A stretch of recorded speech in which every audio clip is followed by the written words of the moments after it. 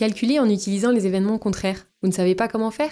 Je suis Alexandre du livrescolaire.fr et si vous avez 4 minutes devant vous, je vais faire de vous des experts en la matière. L'événement contraire d'un événement aléatoire A, c'est quoi? C'est l'événement constitué de toutes les issues de l'univers qui ne sont pas A. Pour faire simple, quand A ne se produit pas, A bar se produit forcément. Et inversement, quand A bar ne se produit pas, c'est A qui se produit forcément. C'est forcément l'un ou l'autre, mais jamais les deux en même temps. Voyons quelques exemples. Lançons une pièce de monnaie en l'air et appelons A l'événement, la pièce tombe sur pile. L'événement contraire de A est A bar, la pièce tombe sur face. Tirons au hasard une carte dans un jeu qui en comporte 32. L'événement contraire de A, on tire un As. Est-il l'événement A bar, on tire un 10. C'est vrai que ces deux événements ne peuvent pas se produire en même temps. Si on tire une carte, ça ne peut pas être un As et un 10 en même temps. Mais cet événement n'est pas contraire à l'événement A, car un événement contraire doit englober toutes les issues que l'événement A ne possède pas. Ici, si on pioche le 7 de cœur, on ne se retrouvera ni dans cet événement, ni dans celui-là. L'événement contraire de A, on tire un As, et l'événement A bar, on ne tire pas un As. Ces deux événements ne peuvent pas se produire en même temps, et regroupent toutes les possibilités de l'expérience aléatoire. Ils sont donc bien contraires. En quoi cette notion d'événement contraire est-elle utile? La probabilité de l'univers tout entier, de toutes les possibilités, est égale à 1. La probabilité de l'événement A est égale à P de A. La probabilité de l'événement A bar est donc égale à 1 moins P de A.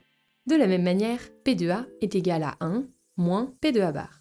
Si on connaît la probabilité d'un événement, on peut donc très facilement obtenir celle de son événement contraire, ce qui, dans certains cas, permet d'éviter de compter plus que nécessaire.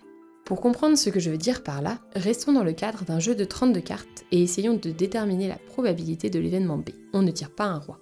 La méthode la plus directe serait de compter le nombre de cartes qui ne sont pas des rois dans ce jeu, puis de diviser ce nombre par 32, le nombre total de cartes. C'est en effet une possibilité, et procéder de cette façon donnerait la bonne réponse. Mais s'intéresser à son événement contraire est un peu plus malin. Étape numéro 1, on détermine l'événement contraire. L'événement contraire de « on ne tire pas un roi », c'est B bar, on tire un roi. Étape numéro 2, on détermine la probabilité de l'événement contraire. B bar, c'est l'événement « on tire un roi ». Combien y a-t-il de rois dans un jeu de 32 cartes? Il y en a 4. La probabilité de tirer un roi est donc égale à 4 sur 32, est égale à 1/8. Étape numéro 3, on utilise la formule liant la probabilité d'un événement à la probabilité de son événement contraire. On sait que P de B est égal à 1 moins P de B bar. On a calculé P de B bar à l'étape précédente. On peut donc en déduire P de B qui est égal à 1 moins 1/8, c'est-à-dire 8/8 moins 1/8 est égal à 7/8. Et on a notre réponse, la probabilité de l'événement B. Encore une fois, il était tout à fait possible d'obtenir cette réponse en comptant le nombre d'issues de l'événement B, le nombre de cartes n'étant pas un roi. Mais au lieu de devoir compter 28 cartes, on a eu besoin d'en compter seulement 4. Des questions? Utiliser la notion d'événement contraire, c'est encore flou pour vous? N'hésitez pas à poser toutes vos questions en commentaire, je ferai de mon mieux pour répondre à toutes vos interrogations. Et en parlant de questions, voici la question de fin de vidéo.